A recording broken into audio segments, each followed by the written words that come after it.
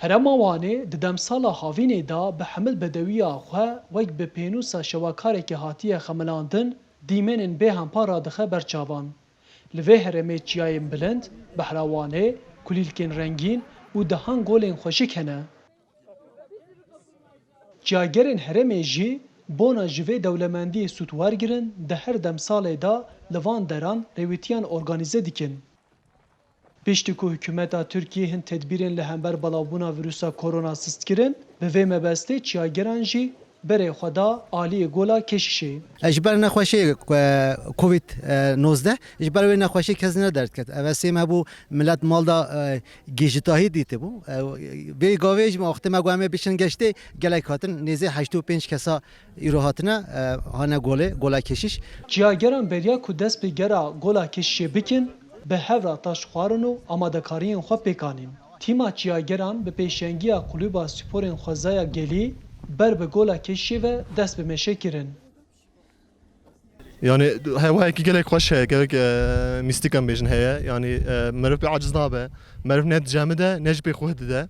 û meşana wê gelek xweş e, em derdorê heta li qelqelî dizivirin û hotênê heta were nêwer dêbin, hin rojekî xweş derbas bikin. Gola keşişê dikeve roşilatê bajarê Wanê û ji navenda bajêr 6 kilometran dûr e. Gola ku di nava sê çiyayan da ye, 2505 metre ji deryayê bilind e.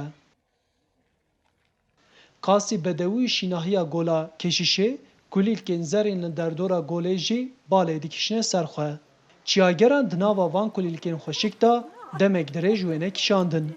3000 sala vê golî çêkirine em ji dijîn ku em bigerin çaçêkirine çakîne em ji xwe re digerin fotoğrafa dikişînin.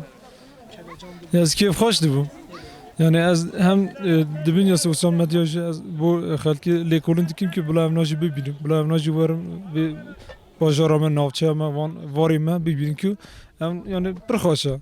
Her wiha li gor dîrokzanan gola keşişê ji aliyê Urartuyan ve beriya 3000 salan ji bo çandiniyê hatiye avakirin û bi ava golê zeviyên navenda bajarê Wanê dihatin avdan.